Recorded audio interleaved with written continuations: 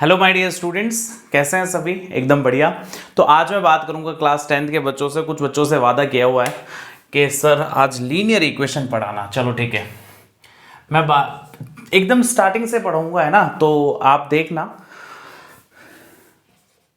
Pair of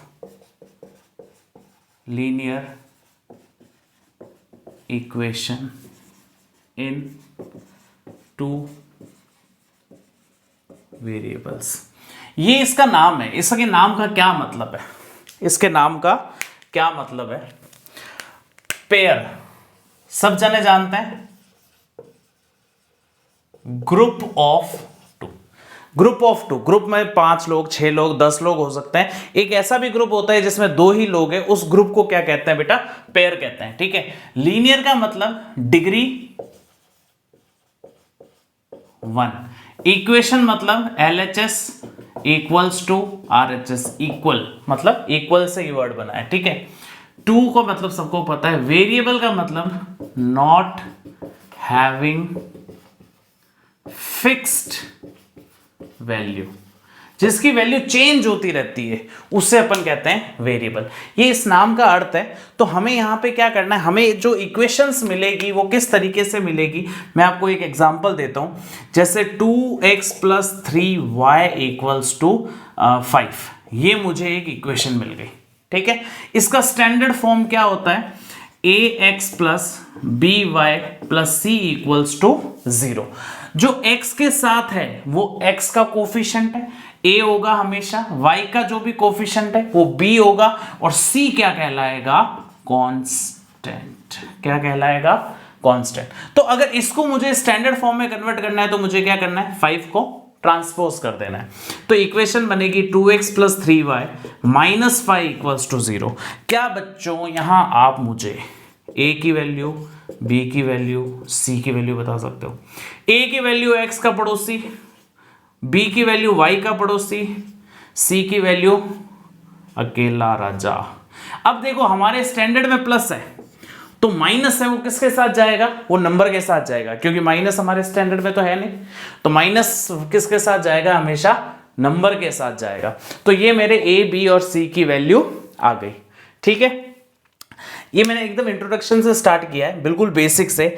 आप सबको एक बात पता है कि कोई भी इक्वेशन हो, कोई भी एक्सप्रेशन हो, तो it always makes a curve. ये कोई ना कोई कर्व बनाता है। मैंने एक सीधी लाइन बना दी, ये भी एक तरह का कर्व ही है। इसकी भी हमारे मैथमेटिक्स में एक इक्वेशन होती है। तो ये एक इक्वेशन होती है y = mx + c, जिसमें m स्लोप होता है, c कांस्टेंट होता है, x और y वेरिएबल होते हैं। तो ये इक्वेशन किसकी है? ये इक्वेशन है स्ट्रेट लाइन की। ये इक्वेशन किसकी है? स्ट्रेट लाइन की। तो आपकी जो ये लीनियर इक्वेशन बनने वाली है, ये हमेशा आपको एक स्ट्रेट लाइन बनाएगी जब आप इसको ग्राफ पे प्लॉट करोगे। बात समझ में आई यहां तक? जब आप इसको ग्राफ में प्लॉट करोगे तो ये हमेशा एक स्ट्रेट लाइन बनाएगी। ठीक है। अब इसके बाद अब देखो, जब मैंने लिखा यहां पे pair of linear equation, pair का मतलब क्या हो गया? Group of two. Group of two का मतलब क्या हुआ? 2 इक्वेशन, 2 लाइन। जब भी बात होगी 2 लाइन 2 इक्वेशन की होगी। क्यों होगी? अगर मैंने आपको लिखा 2x + 3 = 5, आपको x की वैल्यू निकालनी है। कैसे निकालोगे? 3 को इधर भेजोगे, 2x = 5 - 3, 2x = 2, x = 2/2, x की वैल्यू क्या आ गई? 1 आ गई। तो एक वेरिएबल था तो एक ही इक्वेशन को हमने इक्वलेट करके x की वैल्यू निकाली। अगर यही मेरे पास 2x + 3y = 5, अब आपके पास 2 वेरिएबल हो गए। अब आपको बोलूं मैं x की वैल्यू निकालो, आप कहोगे ओके सर, इसको यहां भेजो, 2 डिवाइड में आएगा। तो ये x की वैल्यू है। अब जब तक y नहीं मिलेगा, क्या x की आपको फिक्स कांस्टेंट वैल्यू मिल सकती है क्या? एक नंबर की वैल्यू मिल सकती है क्या? कभी नहीं, कभी नहीं, कभी नहीं, कभी नहीं मिल सकती। क्यों नहीं मिल सकती? क्योंकि देयर आर 2 वेरिएबल्स। हमें एक वेरिएबल की वैल्यू दूसरे वेरिएबल के रिस्पेक्ट में मिली है, पर एग्जैक्ट वैल्यू नहीं मिली। अब ऐसा काम जब भी होगा तो इसको हम ग्राफ में कोशिश करेंगे प्लॉट करने की। तो ग्राफ में ये कैसे काम प्लॉट होगा? देखो, ये आपकी y एक्सिस, ये आपकी x एक्सिस। सपोज करो ये जो इक्वेशन है वो आपकी ये इक्वेशन है इक्वेशन 1। ठीक है, सपोज करो ये है आपकी इक्वेशन 2। ग्राफ में प्लॉट करना तो सबको आता ही है। ये है इक्वेशन 1, ये है इक्वेशन 2। ये दोनों जहां इंटरसेक्ट कर रही है दैट इज अवर आंसर। जो x और y की वैल्यू आती है वो दिस इज अवर आंसर। ठीक है, अब यहां पे आप देखोगे कि इस डॉट से आप x पे एक लाइन लाओ तो ये आपकी x की वैल्यू होगी, यहां से ये आपकी y की वैल्यू होगी। बात समझ में आई? तो इन दोनों इक्वेशन का कॉमन पॉइंट वही हमारा आंसर होगा। क्या ये बात समझ में आई? तो आंसर कब निकलेगा? अब सिंगल लाइन है तो उसमें तो कॉमन पॉइंट आना ही नहीं है, आंसर होना ही नहीं है। इनफाइनाइट पॉइंट से बनी हुई लाइन इनफाइनाइट आंसर्स होंगे, तो इनफाइनाइट आंसर हम कभी मानते नहीं है, हमें एग्जैक्ट आंसर चाहिए। तो minimum how many lines we need? 2 lines we need. इसलिए वर्ड आया था पेयर। और हर क्वेश्चन में कितनी इक्वेशन मिलेगी? 2 इक्वेशन मिलेगी। ठीक है, हर क्वेश्चन में 2 इक्वेशन मिलेगी। अब क्या मुझे हमेशा प्लॉट करके ही देखना पड़ेगा कि हमारा आंसर कैसा आ रहा है? क्या मुझे हमेशा प्लॉट करके ही देखना पड़ेगा? नहीं, हम प्लॉट करने से पहले ही पता कर लेंगे कि इक्वेशन कैसी आएगी। अब देखो, मुझे 2 लाइन बनानी है। ठीक है, मुझे कोई भी 2 लाइन बनानी है, रैंडमली बनानी है। आप ये एक्सपेरिमेंट अपने घर पे भी करना, मजा आएगा। आप किसी को भी, अपने मम्मी पापा भाई बहन किसी को बोलना कि अच्छा 2 लाइन बनाओ, क्या क्या पॉसिबिलिटी है, जो मर्जी पॉसिबिलिटी निकालो। एक लाइन मैंने ये बनाई, अब आप दूसरी लाइन बनाओ, क्या पॉसिबिलिटी है? या तो लाइन के ऊपर लाइन बन जाएगी, पहली पॉसिबिलिटी, इसको कहते हैं कोइंसिडेंट लाइन। या फिर एक लाइन मैंने बनाई, उसके पैरेलल एक लाइन बन जाएगी, इसे कहते हैं पैरेलल लाइन। या फिर मैंने एक लाइन बनाई, नॉन पैरेलल एक लाइन बन जाएगी। नॉन पैरेलल लाइन हमेशा इंटरसेक्टिंग होती है। क्यों? इसको अगर आप एक्सटेंड करोगे तो कहीं ना कहीं जाके ये लाइन क्रॉस होगी ही होगी, अगर नॉन पैरेलल लाइन है तो। और आप सबको पता है हम बात कर रहे हैं लाइन के बारे में, और लाइन जो है वो हमेशा क्या होती है? दोनों तरफ बढ़ती है। लाइन हमेशा दोनों तरफ बढ़ती है ना? लाइन सेगमेंट दोनों तरफ से रुक जाती है, रे एक तरफ से बढ़ती है। तो लाइन है इनफाइनाइट चलेगी, अगर पैरेलल है तो कभी नहीं टकराएगी, नॉन पैरेलल है तो टकराए। इन तीनों के अलावा कोई केस हो सकता है क्या? आप कहोगे सर ये लो ये केस, अरे ये और ये तो सेम है। यहां नॉन पैरेलल लाइंस थी, एक्सटेंड करने के बाद टकराई, यहां पहले ही टकरा गई, है तो सेम ही। तो ये 3 ही केस बनेंगे। अब इन 3 केस का हम पहले ही विदाउट प्लॉट किए पता कर पाएंगे कि ये लाइन कैसी बनने वाली है। अब इसके लिए हम पढ़ना पड़ेगा हमें नेचर ऑफ लाइंस का नेचर क्या है। मेरे पास इक्वेशन है a1x plus b1y plus c1 equals to 0। 1 1 मतलब कुछ भी नहीं है, 2 इक्वेशन लेनी पड़ेगी, इसलिए ये पहली line a2x plus b2y plus c2 equals to 0, ये आपकी सेकेंड लाइन। ठीक है, बार बार मुझे चेक भी करना पड़ रहा है कहीं वीडियो बंद ना हो जाए और मैं यहाँ फालतू मेहनत करता रहूं। ठीक है, क्योंकि अभी देखो रात की 11 बजी है। कितने बजे? रात की 11। और एनर्जी देख रहे हो आप। चलो पहला केस आएगा सबसे पहले, सच्ची में 11 बजी है, ये देखो पहला केस आएगा सबसे पहले, जिसमें हम लोग x के कोफिशिएंट को कंपेयर करेंगे y के कोफिशिएंट के रेशियो के साथ। दैट मीन्स a1/a2 b1/b2 को चेक करेंगे। ठीक है, a1/a2 b1/b2 को चेक किया और हमने पाया कि ये दोनों बराबर नहीं है।